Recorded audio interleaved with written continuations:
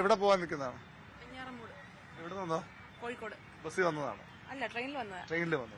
KSRTC ഉണ്ടാവുമെന്ന് പറഞ്ഞിട്ടാണ് ഇവിടെ ഇറങ്ങിയത്. ഇല്ലെങ്കിൽ വീട്ടിൽ നിന്ന് വണ്ടി ആദ്യമേ എത്തിച്ചേനെ. വണ്ടി വേണ്ടെന്ന് പറഞ്ഞു. വണ്ടി വേണ്ടെന്ന് പറഞ്ഞു. KSRTC ഉള്ളതുകൊണ്ട് അതിൽ പോവാമെന്നൊരു പ്രതീക്ഷയിലാണ് വന്നത്. പക്ഷെ ഇവിടെ എത്തിയപ്പോൾ അത് എടുക്കുന്നില്ല. മന്ത്രിയുടെ വാക്ക് വിശ്വസിച്ച് വന്നതാണ്? അതെ, വിശ്വസിച്ച് വന്നതാണ്. മന്ത്രി അല്ല, ഞാൻ ഒരു ഡ്രൈവറോട് സംസാരിച്ചപ്പോൾ കുറച്ചു നേരം കഴിയുമ്പോൾ എന്തെങ്കിലും എടുക്കും, ഏതെങ്കിലും വണ്ടികൾ വിടും. ലോങ് റൂട്ടൊക്കെ ഉണ്ടെങ്കിൽ, കോട്ടയൊക്കെ ഉണ്ടെങ്കിൽ നമുക്ക് പോയി ഇറങ്ങാൻ പറ്റും. അപ്പോൾ ഏതെങ്കിലും വരും എന്ന് പ്രതീക്ഷ നിൽക്കുകയാണ്. ആ പ്രതീക്ഷയിലാണ്, മന്ത്രിയുടെ വാക്ക് പ്രതീക്ഷ വന്നതാണ്. പക്ഷെ ഇവിടെ എത്തുമ്പോൾ ജീവനക്കാർ പണിമുടക്കിൽ തന്നെയാണ്. ഇതുവരെ ഒരു വാഹനം പുറത്ത്. ചേട്ടാ എവിടെ പോകുന്നു? ഞാൻ അടുത്ത് തിരുവല്ല. എന്തായാലും വണ്ടിയില്ല. വണ്ടിയില്ല, ഇവിടെ രക്ഷയില്ല. വണ്ടി മാക്സിമം നോക്കി അവർ പറയുന്നതെല്ലാം വണ്ടി സർവീസ് ഇല്ല എന്നാണ് പറയുന്നത്. ഇങ്ങനെ സ്തംഭിച്ചു നിൽക്കുകയാണ്. ഒരു കുട്ടിയുമായിട്ടും ഒക്കെ ആളുകൾ ഇവിടെ നിൽപ്പുണ്ട്.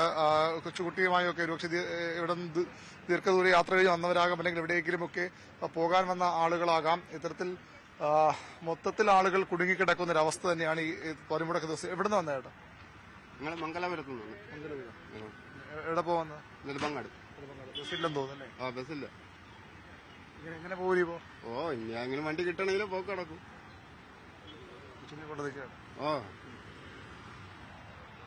അങ്ങനെ നിരവധി ആളുകളാണ്. ഈ ഓട്ടോ സ്റ്റാൻഡുകൾ ഒരുപക്ഷെ കുറച്ചുകൂടിയൊക്കെ നമ്മൾ ബസ് സ്റ്റാൻഡിന്റെ ഒരു ഭാഗമാണ്. ഇപ്പോൾ ഈ തമിഴ്നാട്ടിലേക്ക് പോകുന്ന ഭാഗത്തേക്കുള്ള സർവീസുകളുള്ള സ്ഥലമാണ്. ഇവിടെ എവിടെയൊക്കെ ബസ്സുകൾ പൂർണ്ണമായും നിർത്തിയിട്ടിരിക്കുകയാണ്. ഇതുവരെയും ആ സർവീസുകൾ തുടങ്ങിയിട്ടില്ല. പക്ഷേ കുറച്ച് സർവീസ് തുടങ്ങുമെന്ന പ്രതീക്ഷയാണ്. ഓട്ടോറിക്ഷകൾ പക്ഷേ വലിയ കുഴപ്പമില്ലാതെ സർവീസ് നടത്തുന്നുണ്ട് എന്ന് വേണം പറയാൻ. ഓട്ടോറിക്ഷയിൽ ആളുകൾക്ക് കയറി പോകാനും കഴിയും. അടുത്ത സ്ഥലങ്ങളിലൊക്കെ ഓട്ടോറിക്ഷയിൽ ആളുകൾക്ക് എത്തിപ്പെടാൻ കഴിയും.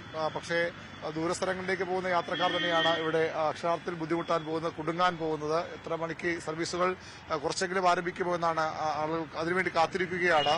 ഈ ദീർഘദൂര സർവീസുകളിൽ നിന്ന് ബസ്സുകൾ വരുന്ന ആളുകളും ഒക്കെ ഉണ്ട്. അവരും ഇവിടെ വന്നിട്ട് ഇനി എങ്ങോട്ട് പോകുമെന്ന കാര്യത്തിലൊക്കെ, പ്രത്യേകിച്ചും തമിഴ്നാട്ടിൽ നിന്നും ബംഗളൂരുവിൽ നിന്നൊക്കെ വരുന്ന ഇത്തരം സർവീസുകൾ നടത്തുന്ന ബസ്സുകളുണ്ട്. അതിൽ വരുന്ന ആളുകളും ഇവിടെ ഇറങ്ങിയ ശേഷം എന്ത് ചെയ്യുമെന്നൊരു അങ്കലാപ്പിൽ തന്നെയാണ് ശ്രീജ.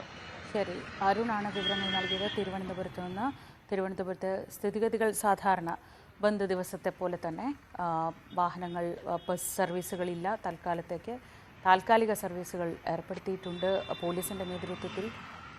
ഓട്ടോകൾ കാണുന്നുണ്ട്. പക്ഷേ എത്ര നേരം ഈ ഓട്ടോ സർവീസൊക്കെ ഉണ്ടാവുമെന്ന് കാത്തിരുന്ന് കാണാം.